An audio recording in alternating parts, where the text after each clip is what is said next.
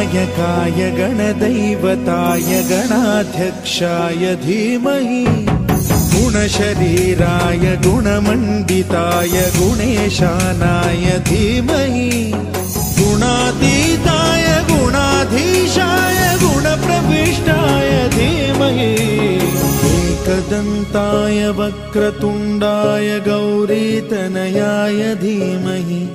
गजेशानाय भालचन्द्राय श्रीगणेशाय धीमहि